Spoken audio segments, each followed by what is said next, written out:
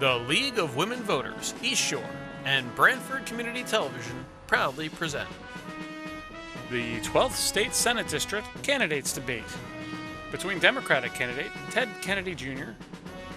and Republican candidate Bruce Wilson Jr.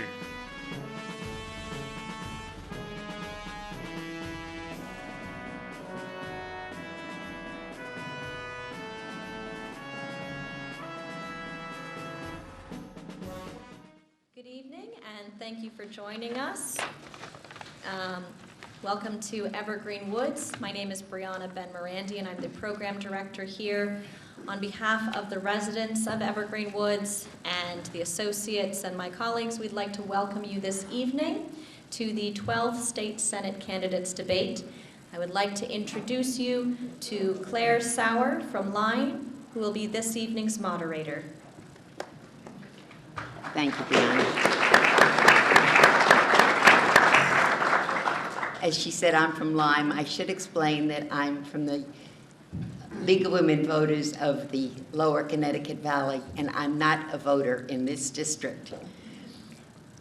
We're very pleased to have the candidates for the 12th State District, State Senatorial District. The district is made up of Brantford, North Brantford, Madison, Guilford, Killingworth, excuse me, and the southern part of Durham. So we're very happy to have the Democratic candidate, Mr. Ted Kennedy Jr., and happy to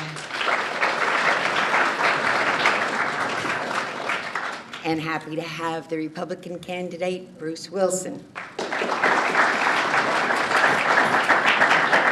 And your applause is fine at this point. We'd like to ask you to hold off with applause for the rest of the meeting until it is over. The format for tonight's meeting will be each candidate will have 2 minutes for an opening statement, then we'll have a rotating question and answer period. They'll have 2 minutes to answer each question, and if they wish to have a rebuttal, they will signal and could be given a minute for a rebuttal. The order of speaking was determined by a coin toss at the beginning, and the questions were submitted, were prepared ahead of time by League of Women Voters and a nonpartisan group of people. And we would like to get started with the first opening statement. Mr. Ted Kennedy Jr. Go ahead. Thank you, Claire. Good evening, everyone. I'm Ted Kennedy Jr., and it's been a privilege and an honor to be your state senator in the Connecticut General Assembly over the last 2 years. In the next hour or so, I hope to be able to convey what I've accomplished during my first term in office and make my case about why I deserve to be reelected. In 2 short years, I have been very active and developed an agenda, a strong agenda of achievement. I'm a healthcare lawyer. I've worked to fight for requiring that prices be disclosed in the healthcare setting, and against surprise bills that many people receive. I also even fought for the Bill of Rights for residents of continuing care residential communities that now protects every single resident of Evergreen Woods. I've been the chair of the Environment Committee and offered over 40 pieces of legislation, all with bipartisan collaborative support. I've been recognized as the conservation champion 2 years in a row by the nonpartisan League of Conservation Voters, and I'm proud of that. Last session, every bill that was signed into law was passed with unanimous or near unanimous support. As an amputee, cancer survivor, and advocate for people with disabilities, I've brought my 30 years of experience and know-how with me right from the start in the General Assembly, and really been able to quickly enact reforms to expand home care for seniors and people with disabilities. And ensure that mental health parity is properly implemented. I became a lawyer because I wanted to help people. And I've been privileged to be able to resolve literally hundreds of constituent cases across this district. I love my job, and I want to continue serving. And with your support, I hope I'm able to do that on November 8th. Thank you. Thank you. I'm going to hold all the applause until the end, okay? Bruce. Good evening, everyone. My name is Bruce Wilson. I am the Republican candidate for the 12th Senate District. I'd like to thank the League of Women Voters for organizing this, and I'd like to thank the residents of Evergreen Woods for opening up your home for us tonight for this debate. For those of you who don't know me, I'm a Madison native. I grew up in Madison, and after a brief time in exile while I went to college, my wife and I moved back in 1992, where we've lived in Madison ever since. I am a former Board of Education member and currently am a selectman in the town of Madison. I also run a manufacturing business in New Haven, Connecticut, the oldest bleach manufacturer in the country. One of the first questions I get when I meet people is, why would you do this thing? Why would you volunteer for this job? And I look out in the room and I see many, many community volunteers. And I know that you understand immediately why this is an important thing for us to do and for me to do. Having gone through our last budget season as a town, as a member of the Capital Planning Committee, as a former member of the Board of Education, we had a budget set. We were ready to go to referendum. And as a direct result of this General Assembly sending to the governor a budget plan that was unbalanced, in literally one day, we went from $1.8 million in state aid in Madison to zero. And thousands of hours of planning went out the window. This needs to stop. We need to be responsible in Hartford. I would love to be the person who represents you, and this is why I'm up here tonight. Thank you. The first question, we'll start with Bruce. What recommendations do you have in regard to Connecticut's budget? If you just discuss the budget in general, and do you think we should have tax increases? If so, which ones? Or spending cuts, and if so, which ones? Sure.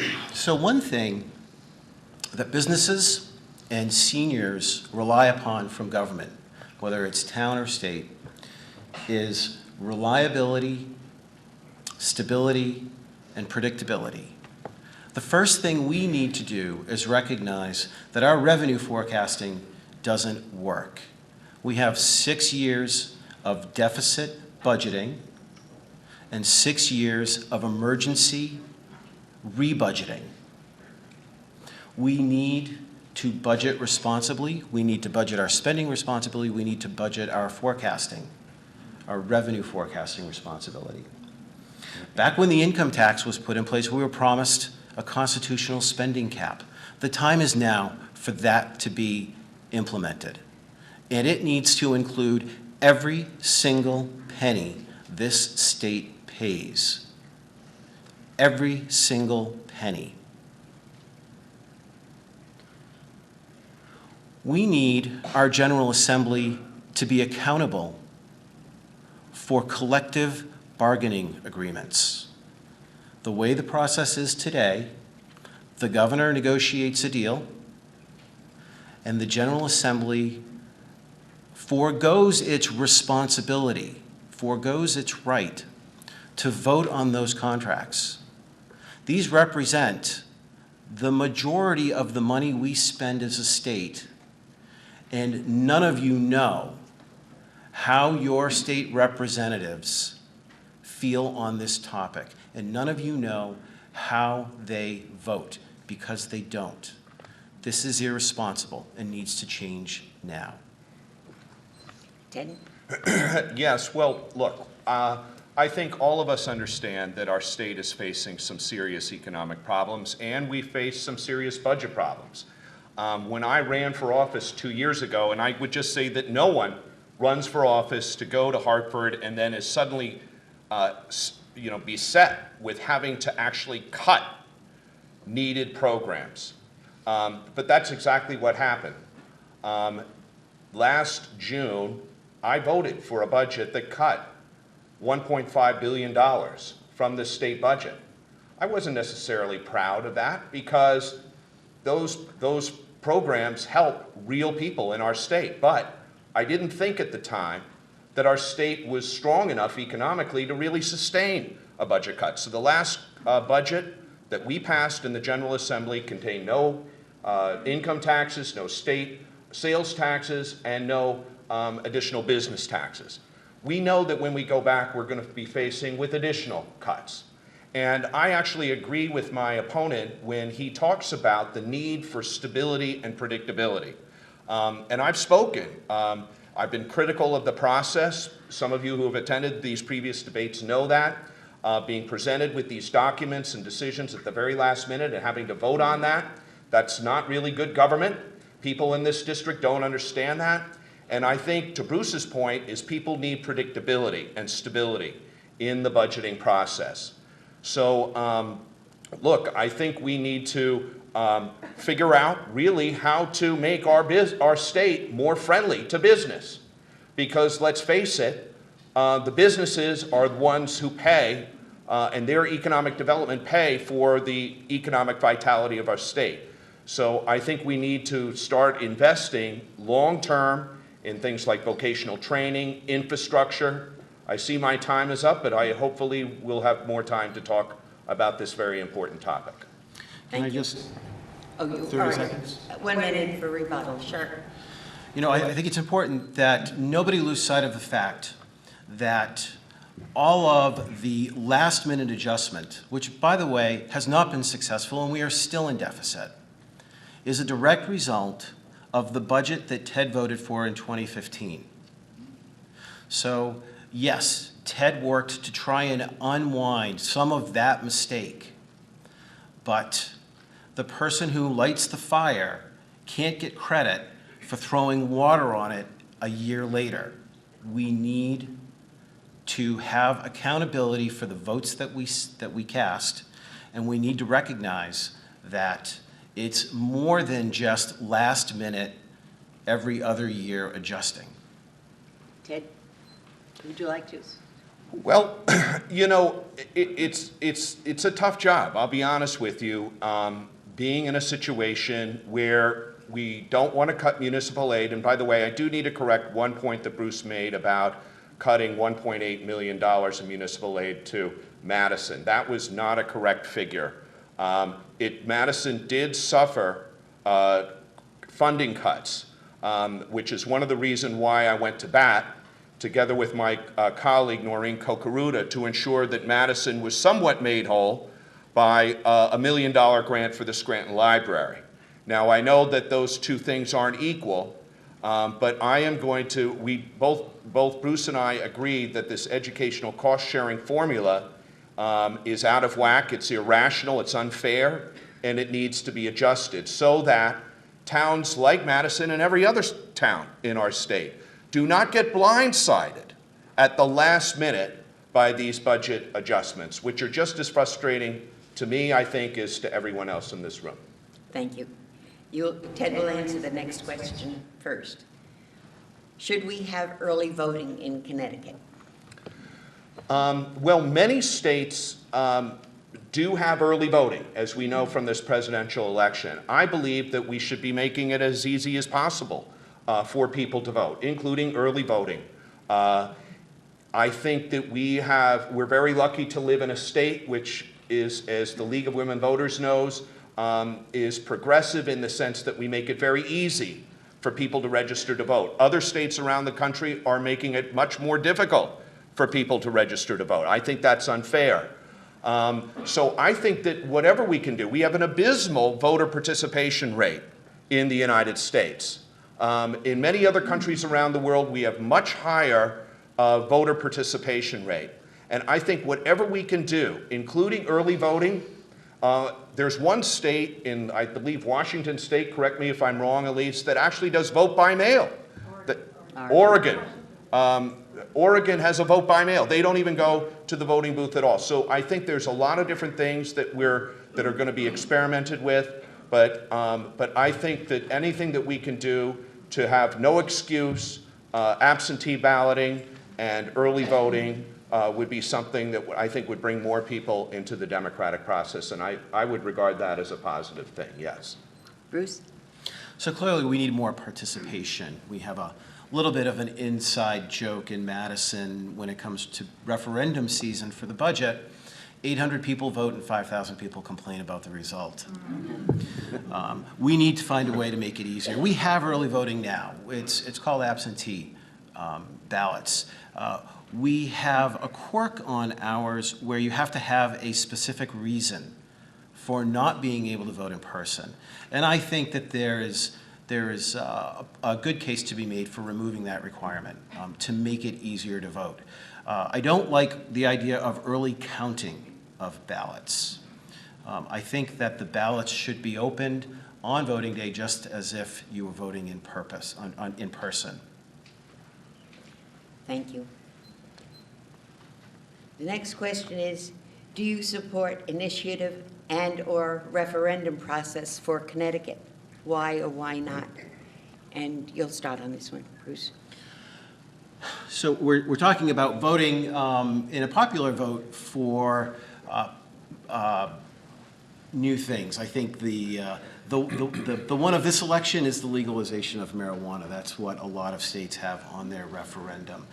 Connecticut doesn't have that legislative avenue. The work is done by the General Assembly, and the representatives, the elected representatives, are the ones who take the votes on it. I don't personally see anything wrong with the way we're doing it today. It seems to work for Connecticut. I understand that it's different in different states.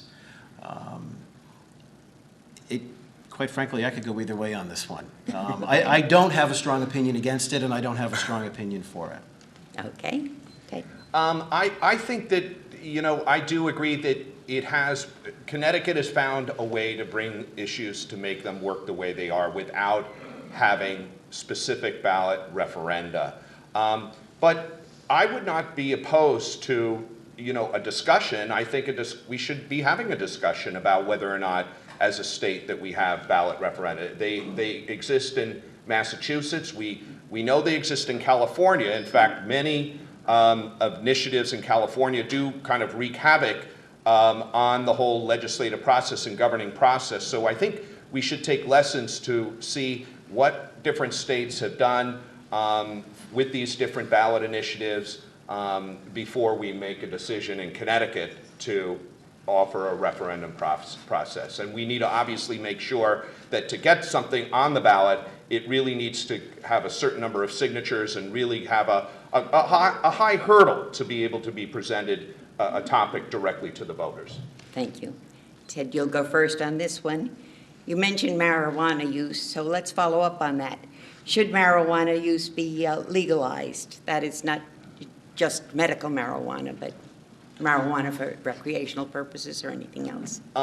Personally, I do not believe in the legalization of marijuana, and here's why. I believe that marijuana is a drug for which not a lot is really known. We have been using marijuana for a long time, but studies have shown of the negative effects that it has, particularly on the developing brain. Now, I will say that I'm for decriminalizing marijuana because I don't think that people should be arrested for the simple possession of marijuana and have a record. Many young people now have a permanent record because they were arrested for a small amount of marijuana, and that record follows them for the rest of their lives. I think that's wrong.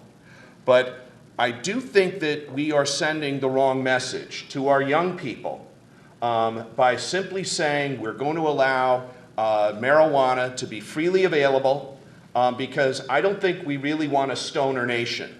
I don't think we want people to think that there's nothing wrong with marijuana. Now, I do think there are some medicinal purposes of marijuana. We've made accommodations for those in the General Assembly, and as a cancer survivor, I know that many people get relief from the use of marijuana, but so much is unknown about this. I think we really should have a wait-and-see approach. Look what's happening in Colorado. There's a ballot initiative in Massachusetts to this end. Let's see what's happening in other states before we just rush in to this wave of widespread legalization of marijuana. So I'm going to channel my inner libertarian on this question.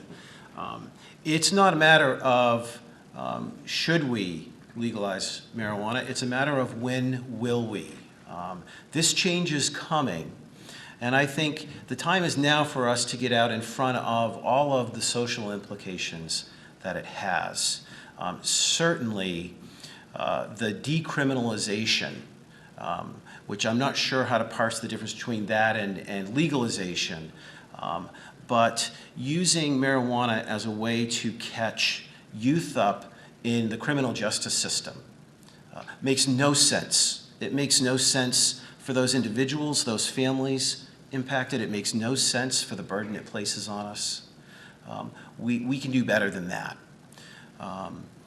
We need to work on how we manage people in their homes, when they're driving, and while they're at work as it relates to marijuana. And our testing hasn't quite caught up to where it is with alcohol, for instance. I think everybody can agree that we don't want to see anybody intoxicated on anything in a car. That's just awful. We need to find a way to understand the difference between somebody who has THC in their blood from a couple of days ago and THC in their blood from a couple of minutes ago. So the day is coming and the time is now for us to begin to plan for that. Thank you. Now, Bruce, you'll go. Oh, did you want to say something? Can I just say something? Sure. Not to contradict what Bruce has said, but just simply to make an observation that, we know we're in the midst now of a very serious drug epidemic in our state. There are thousands of people who are dying because of opioid addiction. And addiction to whether it's alcohol or marijuana or opioids or any other kind of drug, look, it's all related. And I think that we need to get serious about this. Is an issue that impacts nearly every family in our district. And so when we talk about legalizing drugs, we really need to think through what the implication is going to be for our state. That's the only final point I would make on this matter. Did you want to go ahead? Yeah. So the opioid addiction that we've got in this state is truly a public health crisis. And it's not just in Connecticut, it's in many other states. I'm not sure I'm prepared to discuss the opioid addiction in the same terms as marijuana, medical or otherwise. We have a prescribing epidemic going on. People go to the dentist for a root canal and come away with a 30-day prescription for OxyContin. It's a terribly addictive drug, and this is way overprescribed. We need to bring accountability back to our prescribers, and I'm not generally a fan of a lot of government oversight, but in this respect, this is the perfect opportunity to exercise that oversight, to monitor what our physicians are prescribing and to hold them accountable for best practices in their field. Thank you. All right, you'll have the first one answer on this. What is your position in regard to the propane tank storage of up to 60,000 gallons in 2 above-ground tanks on Cira Road near Evergreen Woods? I didn't make it up. I think I'd rather have a cigarette right next to one right now than answer this question.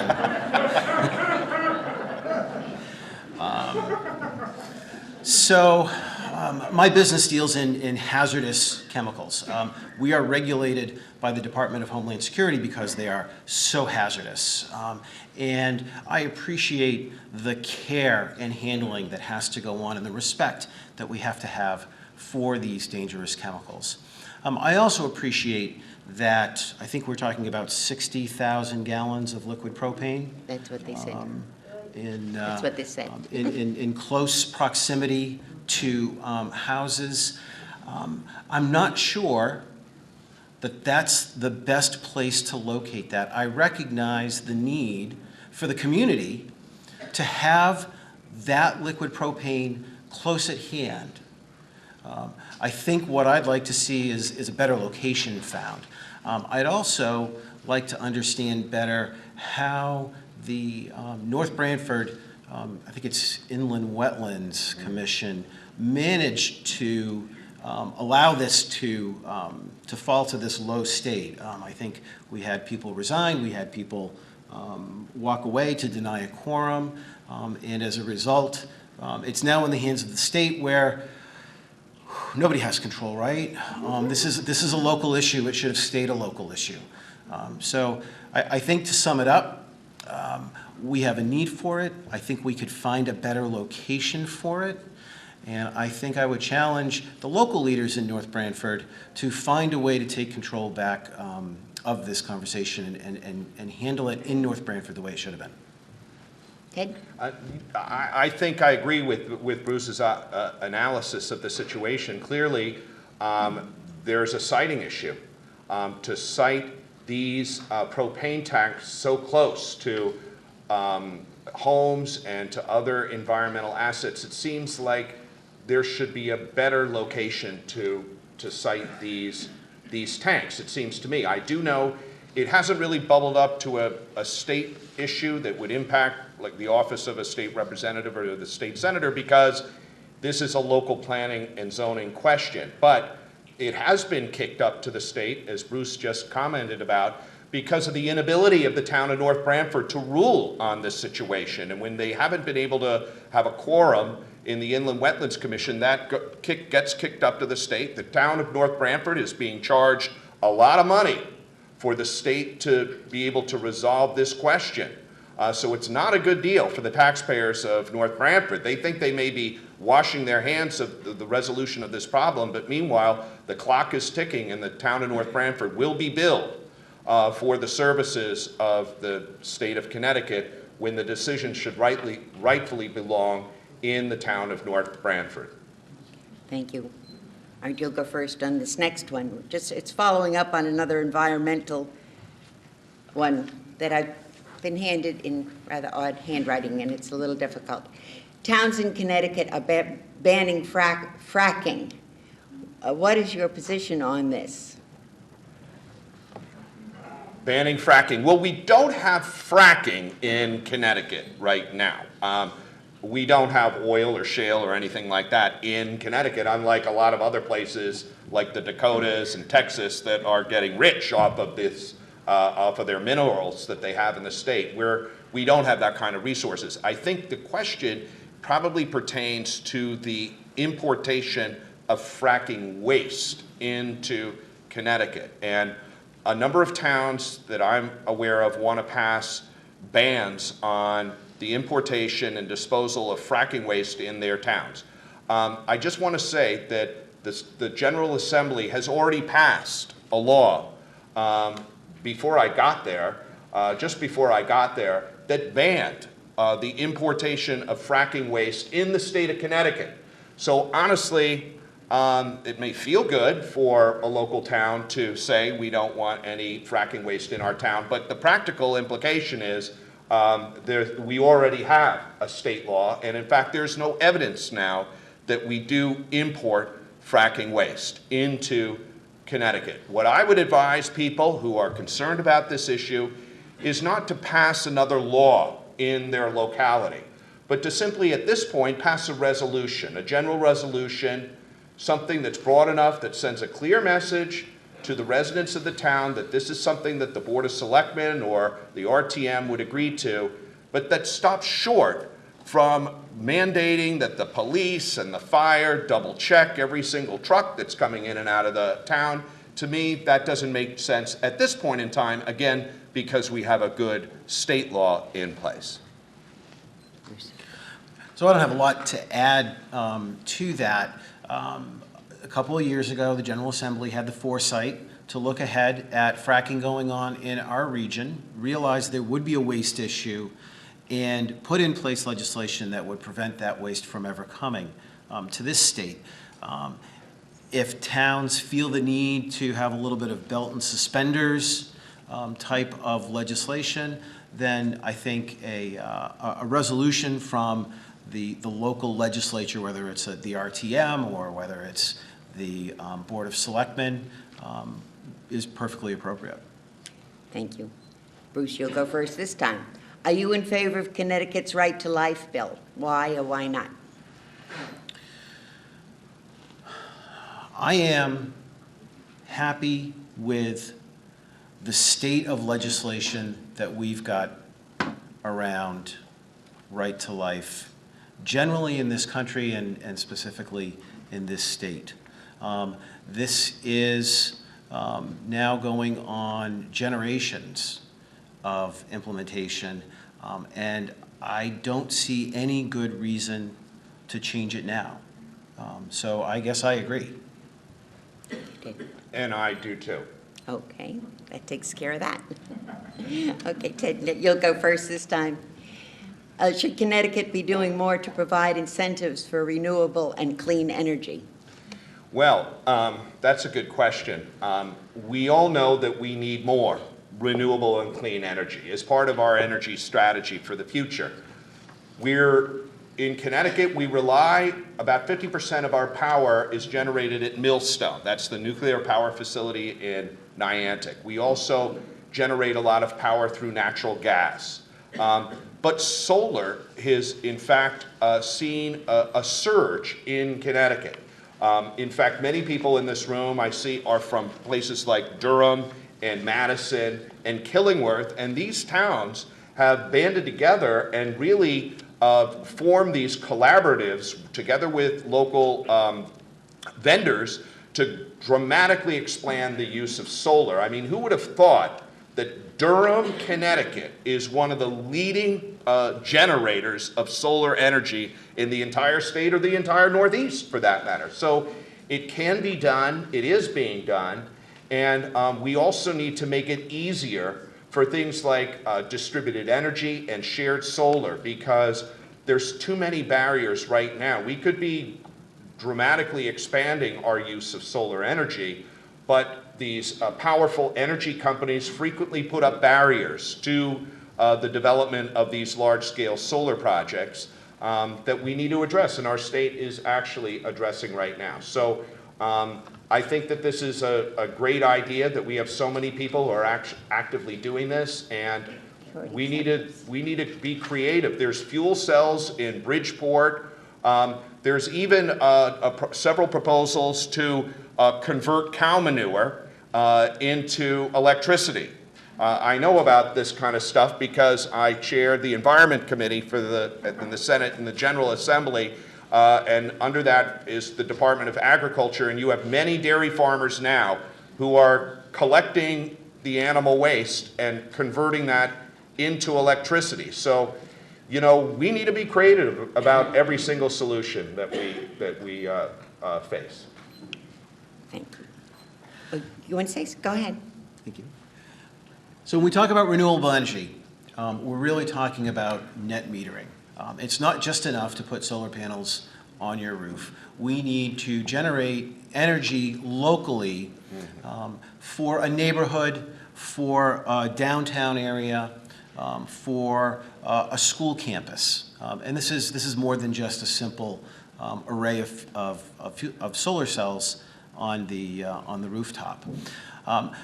We need to partner with our energy companies. Now, I'm a 3 megawatt buyer of electricity in my business. I'm the second largest consumer of electricity in the city of New Haven after Yale. And I'm working with Fuel Cell Energy right now on a fuel cell solution. But we looked at solar, we looked at turbines, we looked at all of the alternate forms of power generation. What we have to recognize is our utilities have a business model of a captive customer base. They have invested in the infrastructure, and when we talk about putting solar cells or fuel cells up locally, they are faced with a loss of revenues, but still stuck with the bill for maintaining all of that. We need to break that stalemate, which is what we've got in the state right now. The utilities don't want more subsidy because they recognize they won't have enough revenue to pay for the infrastructure that they have to maintain, that they're obligated to maintain. We need to work cooperatively with them, recognize that they deserve to be fairly compensated for that infrastructure, but that we also need to be moving towards sustainable local energy production. Thank you. All right, Bruce, you'll be first this time. What are your top priorities for public transportation in Connecticut? Well, certainly the roads. We have developed now a proud history of stealing every single road tax dollar, every heavy use tax dollar, every gasoline tax dollar, and diverting it to the general fund. We are paying the price now for that in a crumbling infrastructure. Thankfully, I think that we're out and maintaining our bridges. While they are aging and not in optimal shape, I don't think that they're unsafe. We have far too many roads that are in disrepair at the state level, not only on the highway, but state roads. The first priority is to stop raiding those revenues, to bring them back into the Department of Transportation so that they can be applied where they were intended. I believe that we should stop raiding the revenues for the transportation funds that now are diverted from where they were originally intended. Connecticut passed the gas tax many years ago, way before this conversation took place, the citizens of Connecticut were promised that the revenue from that increase in taxes would go to a segregated fund that would be used to maintain our bridges and roads.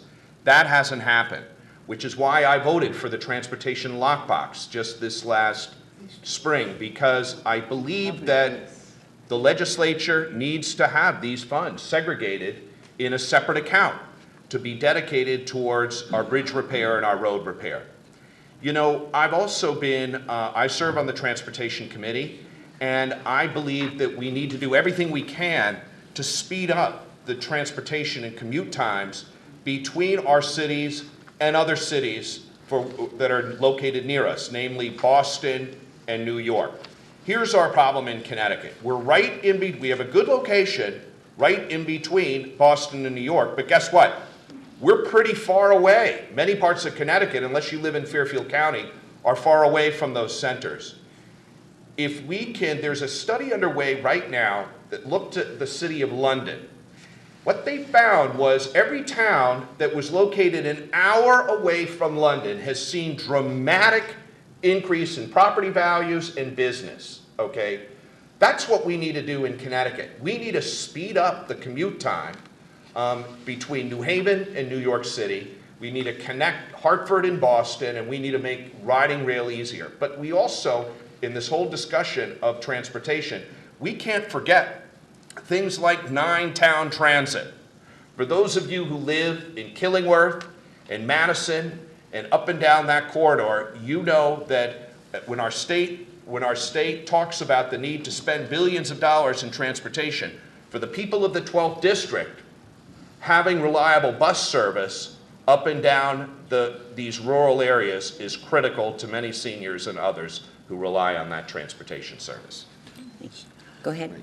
So I want a lockbox. I want a lockbox because I don't trust anybody in Hartford to do the right thing. But here's the thing. If every legislator who said, I want the lockbox, simply voted against the budget, guess what would happen? We wouldn't raid the transportation fund. The budgets that are being passed, the budgets that are being voted on, include that raiding.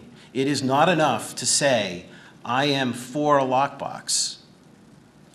It is right to say, I will not support a budget that raids these funds.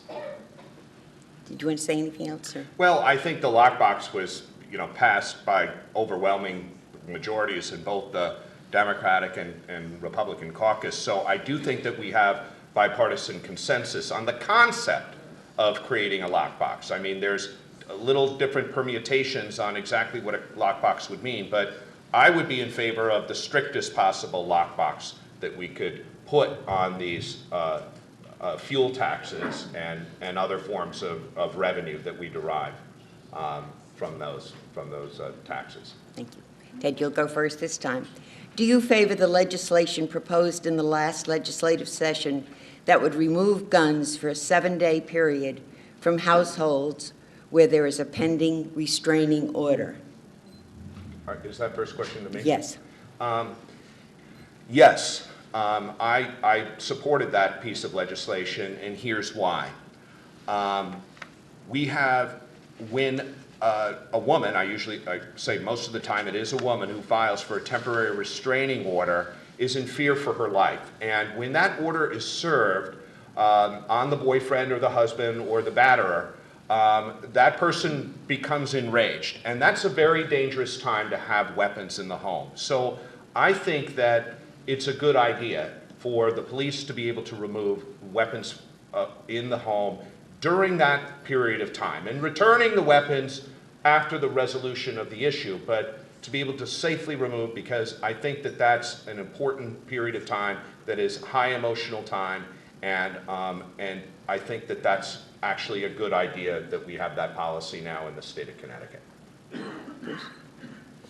So nobody wants a violent, potentially unbalanced person to have anything that can inflict harm, whether it's a knife or a gun or a baseball bat. But we have something in this country called due process. And we have to be very careful that we are doing everything we can do to protect the presumption of innocence for everyone.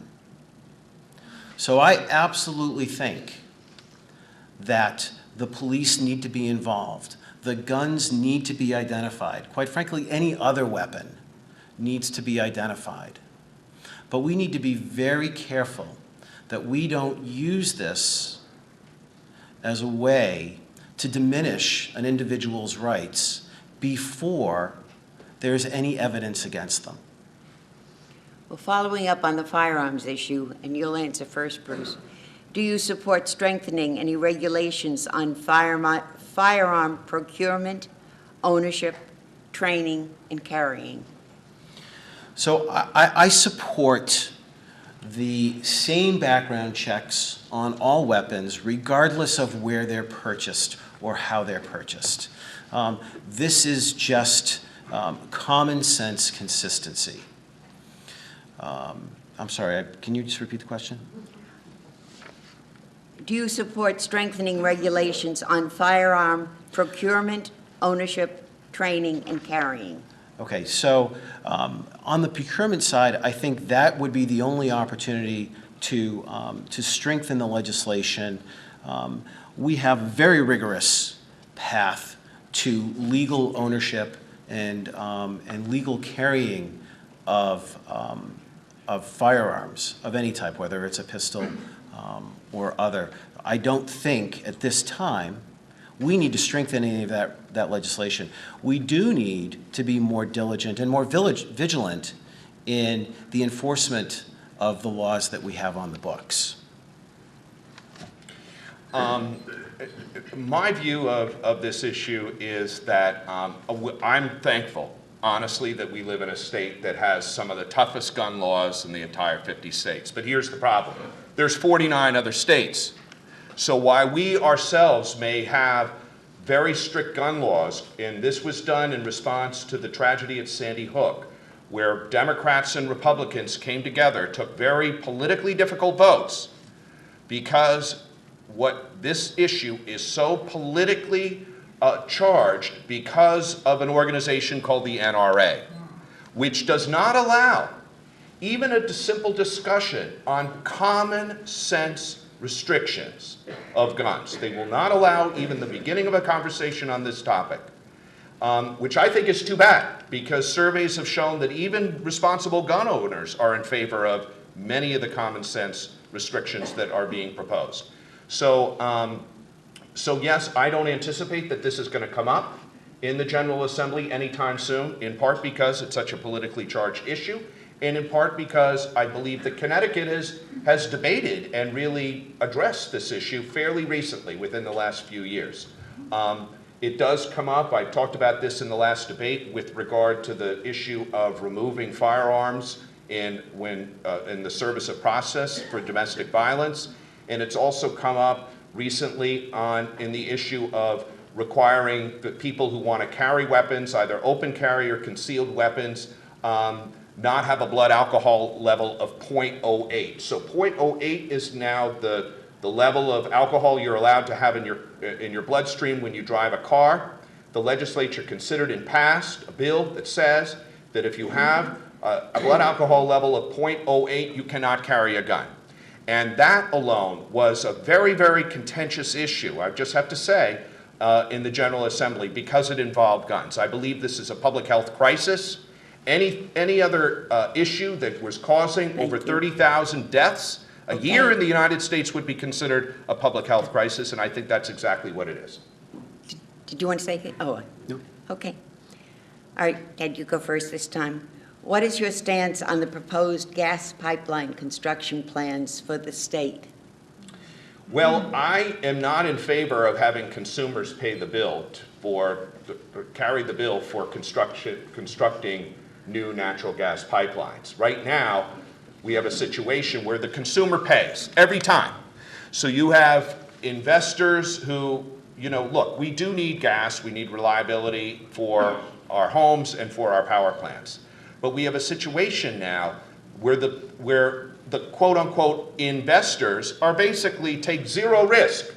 The risk for the gas pipelines are shifted on the consumer that pay for the construction of these gas pipelines. That's why in Massachusetts, there was a recent court case that basically says, you cannot fund future pipeline development on the backs of the current consumers of a pipeline. We've had some experience with pipelines here in this region with both Islander East and with Broadwater, and there is capacity. Here's the issue. Every energy company wants their own pipeline. So you have the Algonquin pipeline, which is a very famous pipeline. It's an old pipeline that currently has capacity, but guess what? The energy companies don't want to hear that there's capacity, that in fact they could rent part of the capacity from another company. They want to build their own pipeline. So you have a situation where every energy company wants to build their own pipeline.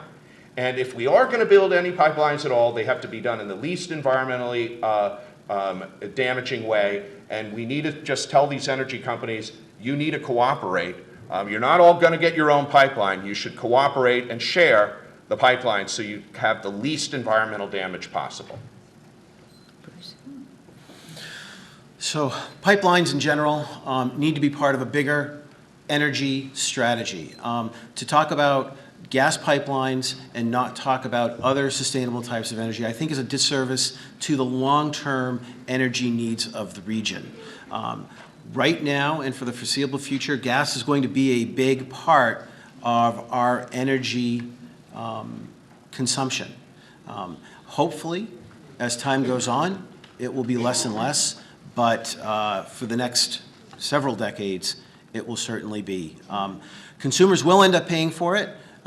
Consumers shouldn't have to pay for it before it's put in place, and certainly taxpayers shouldn't have to pay for it. But we will all pay for it once it's in place through the gas that's delivered to us. That seems to be a reasonable way to manage the expense.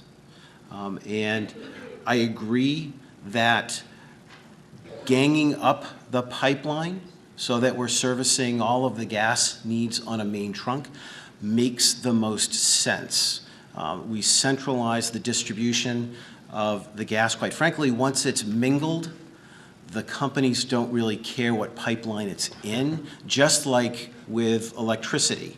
Once the electricity is on the grid, it doesn't really matter where it came from a provider perspective. Thank you. right, you'll go first this time. What will you do to keep businesses and residents from fleeing the state? We have handcuffs, or ankle bracelets that we're going to do. So it's a really big topic, and there is no 2-minute answer that's going to adequately address this. So let's talk about beginnings. I mentioned earlier fiscal stability and predictability. That's what businesses crave. Businesses want to know what the fiscal environment is going to look like for the next 5, 10, 15 years. And when they don't see that, they get afraid and they leave. And this is why GE left the state. GE didn't leave because of taxes today. They left because of what they feared the taxes would be tomorrow. And that's what businesses are thinking about. That's what seniors are thinking about. We talk about a short-term budget Band-Aid that didn't raise income taxes, okay? What it did was it raised property taxes for all of us because it didn't diminish the spending mandates that the state puts on towns and schools. It just diminished the funding. This leaves towns scrambling, and it leaves your property tax bill just a little bit higher. How much higher this year? Maybe it was just a couple of percentage. How much higher next year? I have no idea, and that's the scary part. We keep people here by bringing stability and predictability. I agree with Bruce that we could have a whole, topic, 2-hour discussion on this. But I ask people wherever I go. I ask families. I ask business people, individuals. What can we do? We know we have a problem. We know that we need to improve the economy here in our state. And your topic was, people leaving our state. And it really breaks my heart to know that there are many people who are older and they decide to move. A lot of people on the shoreline will move to Florida, et cetera, for 180 plus 1 day in order to avoid the income taxes here. And that's a shame, okay? We need to do whatever we can to harmonize our state, our taxes with surrounding states. Not that we'll ever be the lowest state in which to do business, but we need to at least be competitive with our surrounding New England states. We need to double down on the things that we're already good at, and those are insurance, healthcare, financial services, advanced manufacturing, and tourism. We already have assets, and we already are good at those things. And it seems that we need to really double down and make sure that companies in those industries do whatever we can to make sure that those companies will stay here and that we don't lose them for other states. We need to make young people, we need to make sure that our young people who are graduating from our universities want to stay in Connecticut. Now, most of the kids who go to UConn do end up staying in Connecticut, but many other students leave, and we need to think of innovative things like a tax break on a first home purchase or student loan forgiveness to make it incentivize them to want to be here. But the ultimate thing is people will come and people will stay if they have a good paying job in a good paying industry for which they see an advancement opportunities for their career. Thank you. It's time for the 2-minute summaries, and we start with Bruce.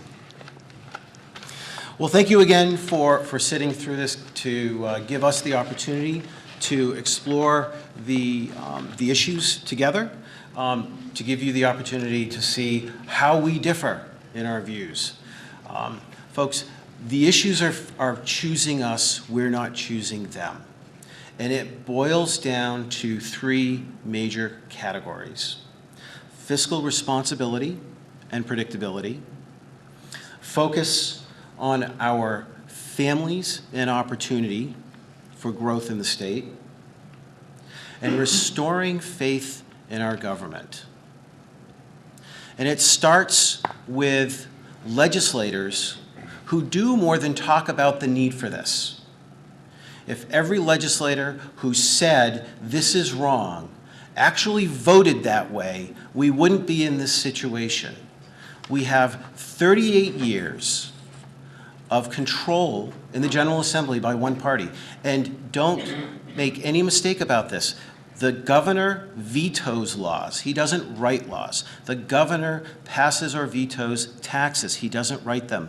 Every new tax you've experienced has come by a very unpartisan Democrat majority vote. Every single one. Every single deficit budget that we have run in the last 6 years has been from a nonpartisan Democrat majority. Every single one of those budgets was created without the input of a single opposing point of view.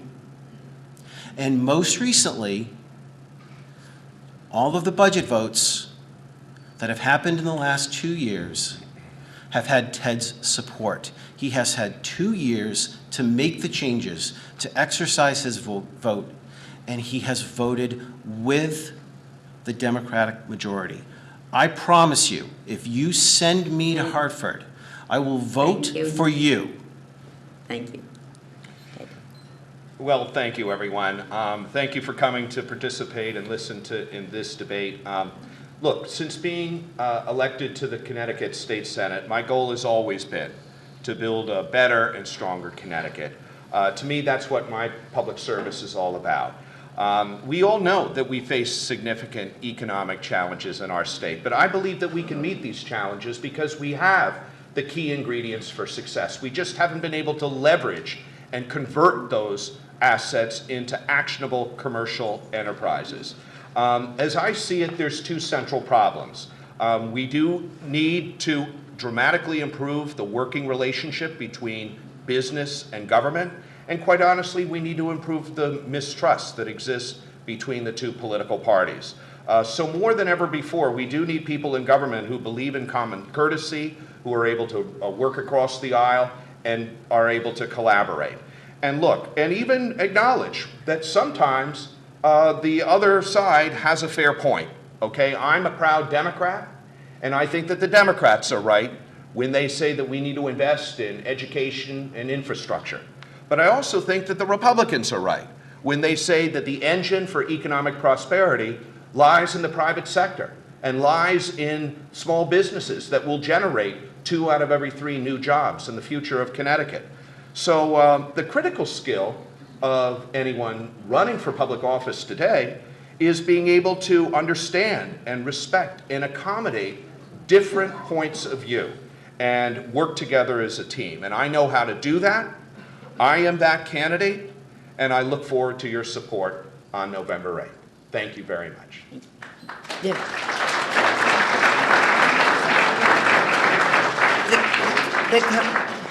The co-sponsors wish to thank the Branford Community Television crew for their recording of the event, and this will be available on BranfordTV.org, on YouTube, and Channel 18. Channel 18. You know, I think I can probably speak for just about everybody in this audience with the wish that our national politics could be carried on in as civil and as intelligent way as you two gentlemen have done.